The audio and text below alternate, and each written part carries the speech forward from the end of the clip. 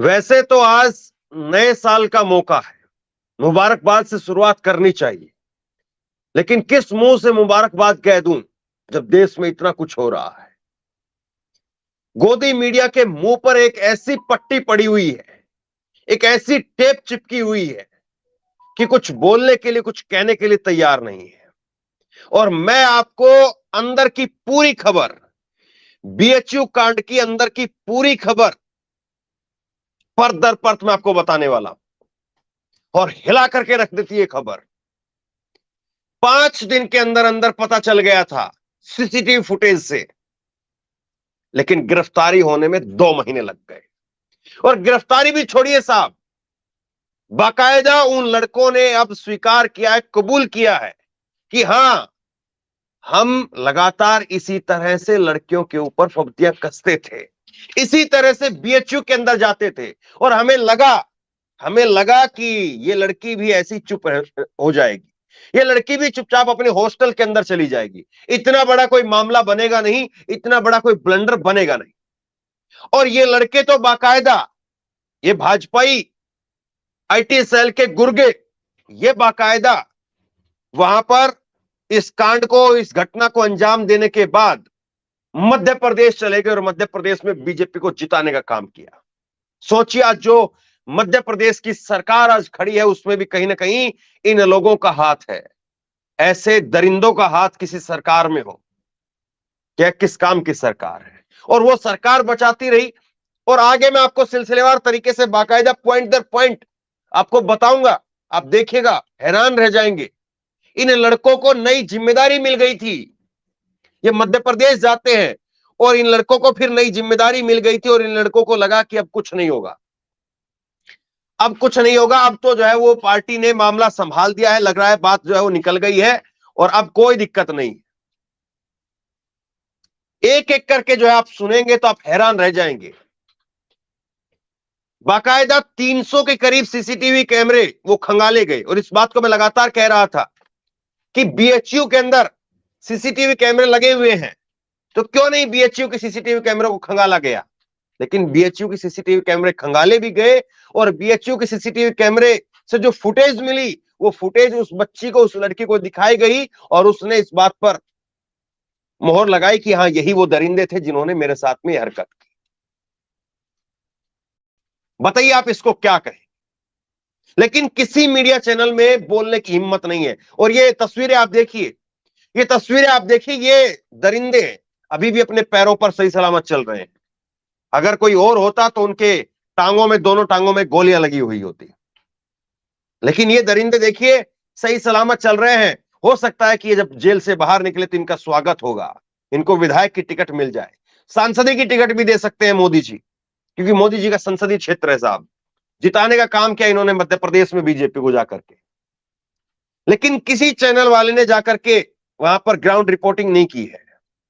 मैं एक एक करके सिलसिलेवार तरीके से 3-4 बड़ी चीजें पता चली है। सबसे पहले तो ये कि 5 दिनों के अंदर अंदर सीसीटीवी फुटेज से सारा घटनाक्रम पकड़ में आ गया था। तो आखिरकार किसके इशारे पर आखिरकार अभी तक इन लड़कों को जो है बचाया गया।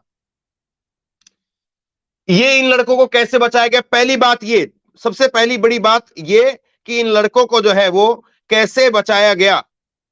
और दूसरी बड़ी बात कि जब ये लड़के मध्य प्रदेश में चले गए तो इनको वापसी आने के बाद जिम्मेदारी कैसे दी गई, जबकि 5 दिनों में पूरा घटनाक्रम सामने आ चुका था। पूरा घटनाक्रम जब सामने आ चुका था तो कैसे इन लड़कों को जिम्मेदारी दी गई, ये सारी सिलसिलेवार तरीके से मैं आपको बताऊंगा। और तीसरी बड़ी बात ये कि आखिरकार जिस तरह से पूरा घटनाक्रम अभी होता हुआ नजर आ रहा है, क्या इसके बाद में बीजेपी केवल और केवल पल्ला झाड़ लेगी, या बीजेपी की सरकार इनको मजबूती के साथ में उसी तरह से न्याय दिलाती हुई नजर आएगी जिस तरह से और लोगों के साथ होता है। हम देखते हैं कि एनकाउंटर से लेकर के हाफ एनकाउंटर और बुलडोजर से लेकर के तमाम तरह की कार्रवाइयां हमारे सामने होती हैं। तो क्या इस मामले में भी इसी तरह से होगा, सबसे बड़ा सवाल यह है। तो एक एक करके सिलसिलेवार तरीके से मैं आपके सामने पूरा घटनाक्रम जो है वो आपके सामने रखता हूं, और जिस तरह से ये पूरी कहानी निकल करके सामने आ रही है, बहुत करारा तमाचा मार रही है, बहुत करारा तमाचा मार रही है। जो सरकार कानून व्यवस्था का लबादा ओढ़ करके घूमती है, जो योगी आदित्यनाथ और नरेंद्र मोदी के संसदीय क्षेत्र में अगर बच्चे सुरक्षित नहीं हैं, बहन बेटियां सुरक्षित नहीं हैं, तो फिर कहां पर सुरक्षित होंगे। अब जरा देखिए मामला, वाराणसी में आईआईटी की छात्रा से सामूहिक दुष्कर्म के मामले में नया खुलासा हुआ है। एक बच्ची को आईआईटी करवाने के लिए उसके माँ बाप ने क्या कुछ बलिदान दिया होगा। एक बच्ची को आईआईटी करवाने के लिए उसके माँ बाप ने अपनी क्या गाड़ी कमाई को खर्च किया होगा, जरा सोचिए। और उसकी बच्ची के साथ में इतना बड़ा दुष्कर्म हो गया, जिसको देश से लेकर के दुनिया तक मीडिया ने कवर किया, लेकिन वहां पर उसके दरिंदों को पुलिस हाथ नहीं लगा पा रही थी। सोचिए 60 दिन उस माँ बाप पर कैसे बीते होंगे, सोचिए उस बच्ची पर कैसे बीते होंगे। जब उस बच्ची ने ये कह दिया कि हाँ यही वो आरोपी हैं, तो कैसे अभी तक ये आरोपी खुलेआम घूम रहे थे। दूसरी बात, तीनों आरोपी वाराणसी के अंदर जो सालाना मशहूर मेला लगता है, उस मेले को देखने के लिए गए थे। मतलब कि मस्त थे ये लोग, पूरी तरह से मस्त थे। इसी मेले को वहां पर चेतगंज नकटैया कहा जाता है। तीनों ने शराब पिए हुए थे। मीडिया रिपोर्ट के मुताबिक आरोपियों ने पुलिस को बताया कि वो अक्सर देर रात शहर में घूमने निकलते थे और बीएचयू में भी जाते थे। उन्होंने बताया कि वारदात को अंजाम देने के बाद तीनों गिरफ्तारी के डर से मध्य प्रदेश चले गए और वहां पर जाकर के मध्य प्रदेश में प्रचार करने का काम किया। साहब समझिए, जरा इस बात को डिटेल से समझिए, थोड़ा तसल्ली से समझिए। ये तीनों लोग, ऐसा नहीं कि कोई पहली बार कोई ऐसी वारदात हो गई या किसी लड़की के साथ में इनकी कोई रंजिश थी, उससे खुन्नस निकालने के लिए कर दिया, या उस लड़की ने इनका कोई बुरा भला किया था उसके लिए इन्होंने ये काम कर दिया। बिल्कुल नहीं। ये लोग इसी तरह के संस्कार वाले थे। इनके संस्कार, इनका चाल चरित्र, चेहरा वो यही है। भले ही ये बीजेपी के उसमें जो है वो जाकर के अपने आप को संस्कारी बताते रहे, आरएसएस की टोपी लगा करके अपने आप को संस्कारी बताते रहे, लेकिन अब जो खुलासा हो रहा है वो ये बताता है कि इनके संस्कार यही है कि लड़कियों को छेड़ना, लड़कियों पर टोंटिंग बाजी करना, और फिर उसके बाद में जहां पर मौका मिल जाए उनको दबोच लो, उनके साथ में गैंगरेप कर। इस तरह के संस्कार जो इनके निकल करके सामने आ रहे हैं। रिपोर्ट के मुताबिक 1 नवंबर की रात वारदात से पहले आरोपी कुणाल पांडे, जो कि बीजेपी पार्षद का दामाद है, कुणाल पांडे, अभिषेक चौहान उर्फ आनंद और सक्षम पटेल, ये तीनों चैतगंज की नकटैया देखने के लिए गए थे और तीनों कुणाल की बाइक पर सवार थे। आरोपियों ने पूछताछ में पुलिस को बताया कि उन्होंने शराब पी रखी थी। मेला देखने के बाद वो बीएचयू के सिंह द्वार कैंपस के अंदर घुस गए और उसके बाद में आईआईटी की तरफ ये लोग चले गए। उस तरफ सुनसान जगह देख करके तीनों ने छात्रा के साथ में गैंगरेप किया और कैंपस के हैदराबाद गेट से निकल करके बाईपास की तरफ जाने लगे। आराम से समझिए जरा, ये तीनों लोग लफंडरों की तरह से, ये शब्द आपको भले ही जो है कड़वे लग रहे हो, मुझे भी बोलने में कोई बहुत ज्यादा कोई खुशी महसूस नहीं हो रही है, लेकिन इनके लिए तो मैं और ऐसे शब्द बोलना चाहता हूं, लेकिन बोल नहीं सकता हूं, कुछ मर्यादाएं जो है वो होती हैं। ये तीनों लोग वहां पर बुलेट मोटरसाइकिल पर घूमते हुए, मेला देख करके, शराब पी करके वहां पर जो है वो घूमते हुए पहुंचे, और इन तीनों लोगों ने पहले घुसे और उसके बाद में आईआईटी के अंदर चले गए, आईआईटी गेट की तरफ। मतलब ये शिकार की तलाश कर रहे थे कि किसको आज शिकार बनाया जाए, किसको आज दबोचा जाए, कि तलाश कर रहे थे। मतलब कि अगर इन लोगों की ढंग से अगर तहकीकात की जाए तो पता नहीं ये लोग कितने वारदातों को अंजाम दे चुके होंगे, कितने लोगों के साथ में क्या कुछ कर चुके होंगे। जरा सोचिए इस बात को। और कितने नेताओं के पास में इन्होंने न जाने कितनी लड़कियों को तक भी भेज दिया होगा। अगर इनके ढंग से अगर तहकीकात की जाएगी तब चीजें निकल करके सामने आएगी।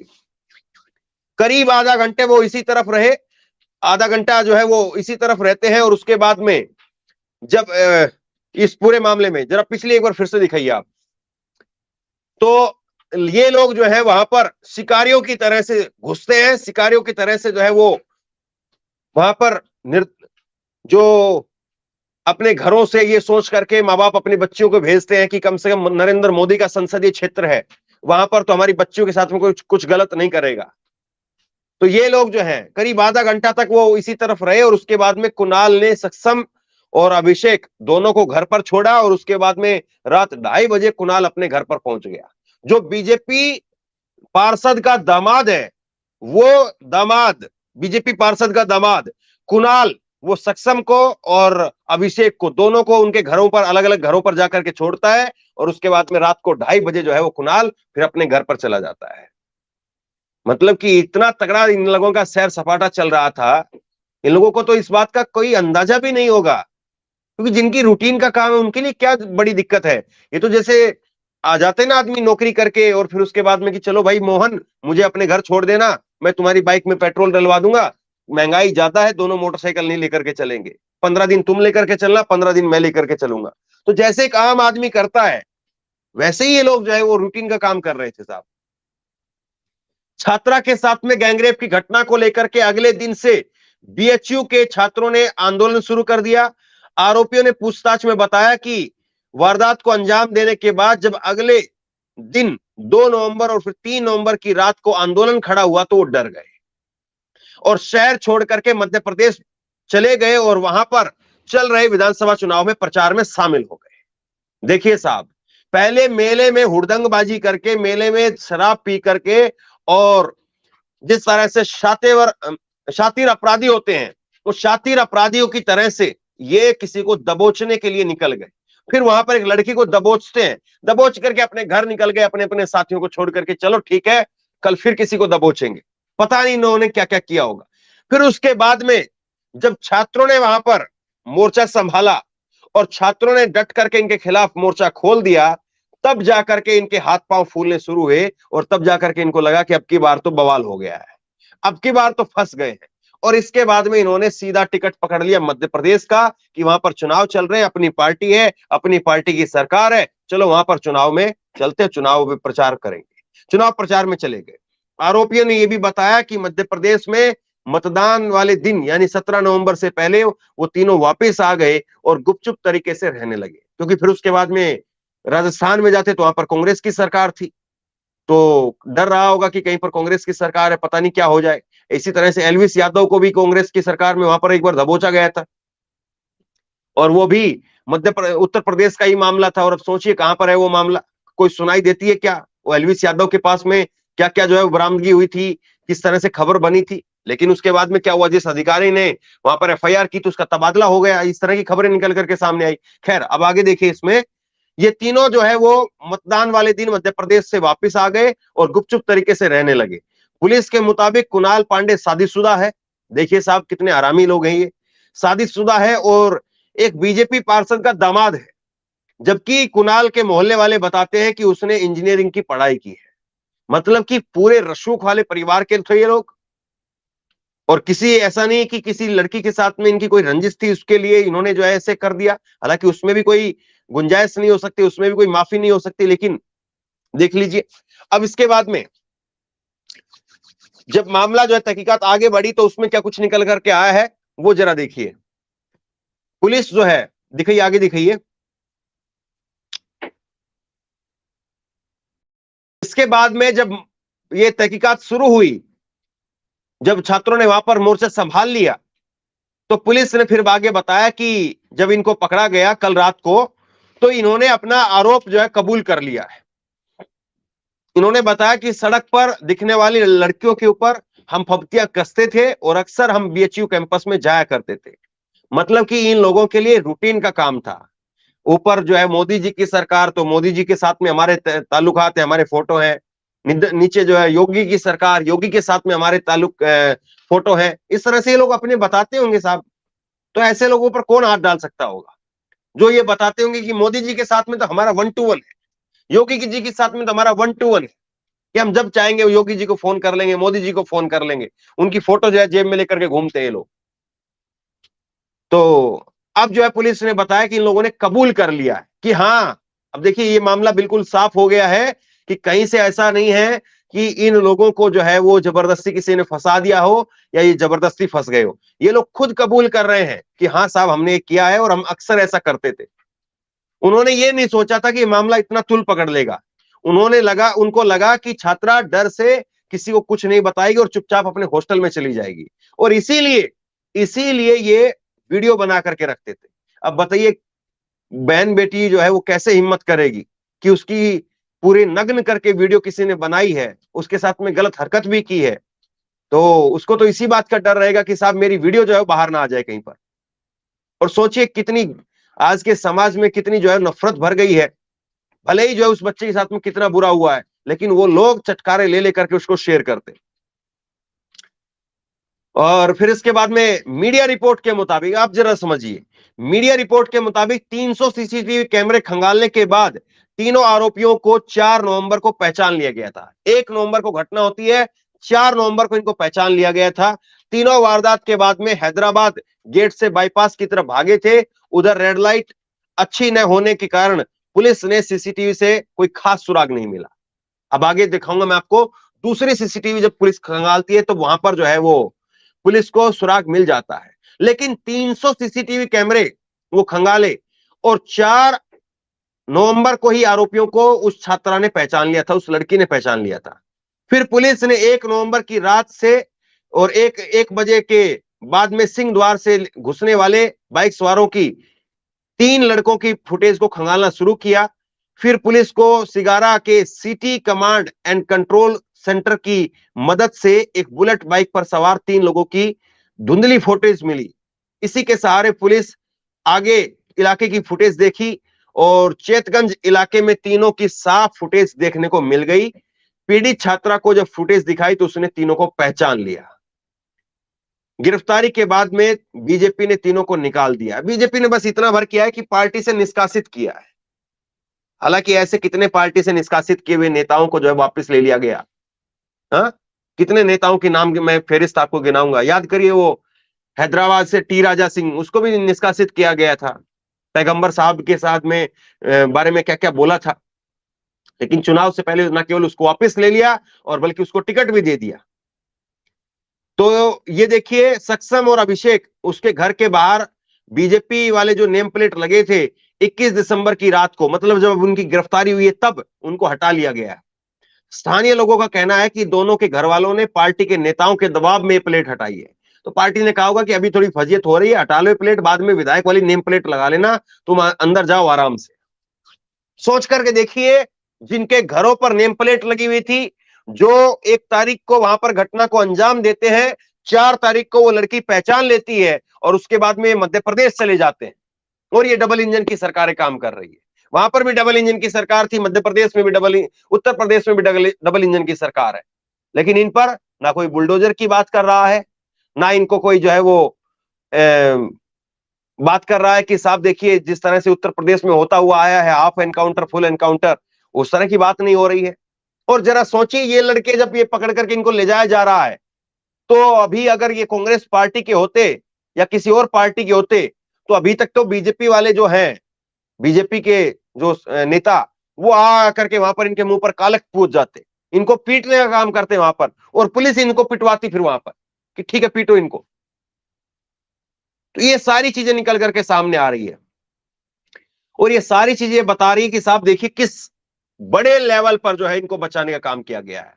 मैं आपसे 2-3 सवाल बिल्कुल सीधे सीधे पूछता हूं, उसके बाद वीडियो को खत्म कर देते हैं। किसी लड़के को, किसी अपराधी को अगर सीसीटीवी फुटेज में अगर उसकी पहचान हो जाए और तुरंत पहचान हो जाए और उसके बाद में पहचान होने के बाद में उस जो पीड़िता है, जो लड़की है, वो उनको पहचान भी ले, उनकी पुष्टि कर दे, तो पुलिस को 60 दिन लगते हैं आज के जमाने में। प्रधानमंत्री तो कहते हैं हम कपड़ों से पहचान लेते हैं, तो पुलिस को इतने दिन लग गए नरेंद्र मोदी के संसदीय क्षेत्र में। या फिर ये सब कुछ इसलिए दबाया गया क्योंकि बीजेपी के थे। अगर ये लड़के पकड़े जाते और बीजेपी से कनेक्शन नहीं मिलता तो चाहे जापान से, जर्मनी से पुलिस बुलानी पड़ती, लेकिन इनको खोद करके निकाल देते, चंद घंटों में, चंद दिनों में खोद करके निकाल देते। लेकिन अब जो है सामने आए हैं और अब भी ना कोई इन पर चर्चा कर रहा है, ना कोई इन पर बात हो रही है, और किस तरह से जो है इनका स्वागत होगा वो तो आप बाद में देखेंगे। मैं सिर्फ और सिर्फ ये बात पूछना चाहता हूं कि अगर इस देश में प्रधानमंत्री नरेंद्र मोदी, जो कहते हैं सबसे मजबूत प्रधानमंत्री, पूरी दुनिया में सबसे मजबूत प्रधानमंत्री, और काशी बनारस कोई आज का डेवलप शहर नहीं है, नरेंद्र मोदी से पहले बनारस जो है वो डेवलप शहर है, डेवलप सिटी है वो।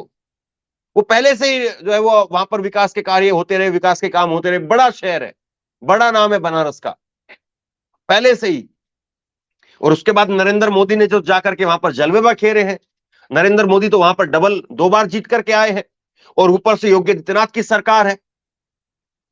तो इतना सब कुछ हो जाने के बाद में भी अगर कोई अपनी बच्ची को अपनी पूरी जीवन की पूंजी लगा करके उधर आईआईटी में पढ़ने के लिए भेजता है और उसकी बच्ची वहां पर भी सुरक्षित नहीं है, तो फिर क्या ही कहा जाए, फिर क्या ही कहा जाए, आप खुद बताइए। इससे बड़ा फेलियर सरकार का और कुछ नहीं हो सकता है। जो सरकार ये कहती कि हम पाकिस्तान में घुस करके मारते हैं, वो आपके संसदीय क्षेत्र में नहीं पकड़ पाए साहब आप। इससे बड़ी फेलियर आपकी कुछ नहीं हो सकती है। जो सरकार ये कहती है कि हम बुलडोजर बाबा से सब कुछ तहस नहस कर देते हैं, ध्वस्त कर देते हैं, इनकी नेम प्लेट नहीं उखड़नी चाहिए थी। आपको इनका नेम प्लेट नहीं उतारने के लिए बोलना चाहिए था। अभी तक तो खबरें ये चल रही होती कि साहब उसकी 5 जो है वो ट्रक मलबा भर करके दूर फेंक दिया गया, उसका घर मलबा भी नहीं बचा है। अगर किसी और पार्टी से, किसी और समुदाय से ताल्लुक रखते, अब इनका नाम भी देख लीजिए आप, कुणाल पांडे, अभिषेक चौहान, सक्षम पटेल। अब ना तो समुदाय आड़े आ रहा है और ना जो है वो पार्टी, तो फिर क्या ही कहे। अब जिम्मेदारी आप लोगों के ऊपर है कि आप इस खबर को आगे तक पहुंचाते हैं या इस खबर को यहीं पर देख करके छोड़ देते हैं। इससे ज्यादा आंखें खोलने वाली और कुछ बात नहीं हो सकती है। कन्हैया लाल के नाम पर नरेंद्र मोदी ने वोट मांगे थे राजस्थान में, याद करिए। ये कन्हैया लाल से बहुत बड़ा कांड है, लेकिन इस पर चुप्पी उससे कई हजार गुना ज्यादा वो सरकार की, मीडिया की दिखाई दे रही है। इसलिए नागरिक होने का कर्तव्य निभाइए, अपने लोगों को बचाइए, तभी नया साल की मुबारकबाद है, वरना कोई नया साल की मुबारकबाद नहीं। फिर तो गूंगों की लिस्ट में, फेरिस्त में आप भी शामिल हो जाइए, और इससे ज्यादा कुछ नहीं है। शेयर कीजिए, ये जिम्मेदारी बनती है आपकी। शेयर कीजिए, लोगों तक पहुंचाइए, और इसी तरह की तमाम खबरों के लिए ऑनलाइन न्यूज इंडिया को सब्सक्राइब कीजिए। बहुत बहुत धन्यवाद।